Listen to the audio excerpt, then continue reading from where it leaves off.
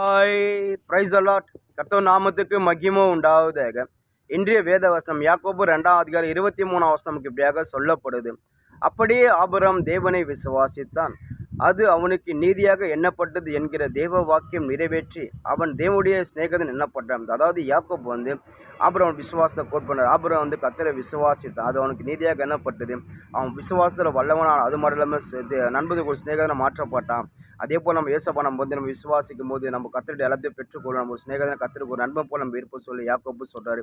இன்னைக்கு நம்மளோட வாழ்க்கையில் நம்ம ஆண்டுடைய பிள்ளையா இருக்கும்போது, நம்ம கிறிஸ்தவனாக இருக்கும்போது, நம்ம விசுவாசியாக இருக்கும்போது, நம்ம ஆராதிக்கிற ஏசப்பா நம்ம நம்பி நம்ம விசுவாசிக்கும் போது நம்ம உறுதியாக பற்றி கொள்ளுவது. அதாவது நம்ம கிறிஸ்துவனா நம்ம மாற்றப்பட்டு நம்ம எந்த அளவுக்கு கர்த்தரை நம்ம எந்த அளவுக்கு நம்ம விசுவாசிக்கணும், எந்த அளவுக்கு நம்ம கிட்டி சேருமோ அந்த அளவுக்கு ஏசப்பா நம்ம எல்லாவற்றையும் கொடுப்பார். அது மாதிரி நம்ம எந்த அளவுக்கு நம்ம கர்த்தரை நம்பிக்கையாக இருக்கணுமோ ஏசப்பா நம்மளை கொண்டு பயன்படுத்துவார். ஆபிரகாம் கொண்டு கர்த்தரை பயன்படுத்தினோம்.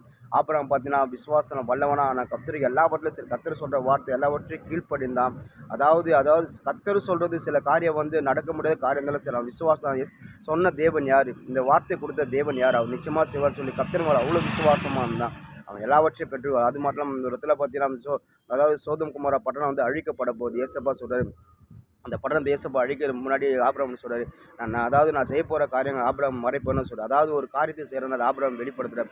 அப்புறம் ஆபிரகாம் வெளிப்படுத்துகிறார். அப்போ ஆபிரகாம் எந்த அளவுக்கு தேவன்கிட்ட அவர் உண்மையாக இருந்திருப்பார். அது மாதிரி இல்லாமல் அதாவது ஆபிரகாம் ஜெபம் பண்ணுறார், அந்த சோதம் குமார பட்டணம் அழிக்கக்கூடாது சொல்லி ஏசப்பாட ஜெபம் பண்ண ஆண்டவரே அங்கே 50 நீதிமானம் இருந்தால் அதை அழிக்காதுன்னு சொல்லி ஜெபம் பண்ணுறார். எல்லா ஜெபத்தையும் கர்த்தர் கேட்குறார். 50 நீதிமானங்கள் 30 நீதிமானங்கள் ஜெபிக்கிற, 40 நீதிமன்றம் 20 நீதிமன்றம் 10 நீதிமானம் எல்லா ஜெபத்தும் ஒரு நண்பனை போல் அவர் ஜெபிக்கிற ஜெபத்தில் ஏசப்பா எல்லாத்துக்கும் பயிர் வருது. ஓகே ஓகே ஓகே நாங்கள் பார்த்தா ஒரு நீதிமான் கூட அந்த பட்டணம் அழிக்கப்பட்டது. அதாவது ஆபிரகாம் விசுவாசத்தின் வல்லவனா ஆனான், கர்த்தருக்கு ஒரு சிநேகிதனாக மாற்றப்பட்டான். இன்றைக்கி நம்மளோட வாழ்க்கை நம்ம ஆண்டோடைய பிள்ளையாக இருக்கும்போது, ஒரு கிறிஸ்தவனாக இருக்கும்போது, நம்ம விசுவாசியாக இருக்கும்போது, நம்ம ஆராதிக்கிற ஏசப்பா நம்ம உண்மையாக நம்பி நம்ம ஒரு விசுவாசிக்கும்போது நிச்சயமாக எல்லாவற்றையும் பெற்றுக்கொள்வோம். நம்ம எந்த அளவுக்கு நம்ம கர்த்தரை கிட்டி செல்கிறோமோ அந்த அளவுக்கு கர்த்தர் நம்ம எல்லாவற்றையும் கூட வேதம் சொல்லுது. முதல்ல நீங்கள் கர்த்தருடைய ராஜ்யத்தை நீதி தேடுங்கள், இவை எல்லாம் உங்களுக்கு கூட கொடுக்கப்படும். நம்ம எந்த அளவுக்கு கர்த்தரை தேடுமோ எல்லாவற்றையும் கொடுப்பாரு. நம்ம கர்த்தரை விசுவாசிக்கும்போது ஒருபோதும் கெட்டு போக மாட்டோம். அது மாதிரி இல்லாமல் நம்ம எந்த அளவுக்கு கர்த்தரை கிட்டி சேருமோ நம்ம கர்த்தர் அந்த அளவுக்கு எடுத்து நம்மளை பயன்படுத்துவார். நம்மளுக்கு முன்னாடி அதாவது தேசத்தில் நடக்கிற போகிற காரியமோ இல்லை மற்றும் வாழ்க்கையில் நடக்க போகிற காரியமோ இல்லை உங்கள் வாழ்க்கையில் நடக்க போகிற காரியமோ இயேசுவா முன்னாடி உங்களுக்கு வெளிப்படுத்துவார். ஒரு ஸ்நேகத்தின போல் உங்களுக்கு எல்லாவற்றையும் சொல்லி தான் அவர் செய்வார். அது மட்டும் இல்லாமல் உங்களை கர்த்தர்கிட்ட உங்களை பயன்படுத்துவார்.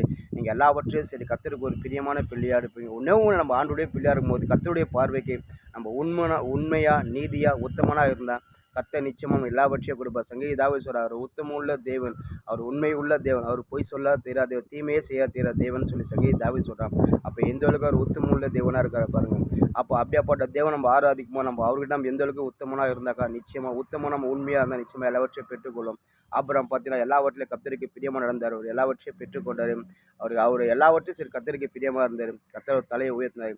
நீங்கள் உங்களோட வாழ்க்கையிலும் சரி நீங்கள் கர்த்தருக்கு பிரியமாக நடங்க, கர்த்தரை விசுவாசிங்க, நிச்சயமாக கர்த்தர் எல்லாவற்றையும் கொடுப்பாரு. நீங்கள் எந்த அளவுக்கு கர்த்தரை கிட்ட செய்றீங்க அந்த அளவுக்கு கர்த்தர் உங்களுக்கு ஒரு சிநேகிதனை போல் அவங்க மாற்றப்படும். உங்கள் நண்பனை போல் கர்த்தர் அவர் எல்லாவற்றையும் உங்களுக்கு அவர் செய்ய போகிற காரியம் எல்லாத்தையும் உங்களுக்கு தெரிய போகிறார். அது மட்டும் உங்களுக்கு கர்த்தர் எடுத்து வல்லமையாக அவங்க பயன்படுத்துறாரு. நீங்கள் எந்த அளவுக்கு கர்த்தரை விசுவாசிக்கிறோம் அந்த அளவுக்கு பெற்றுக்கொள்வீங்க. ஆமென்.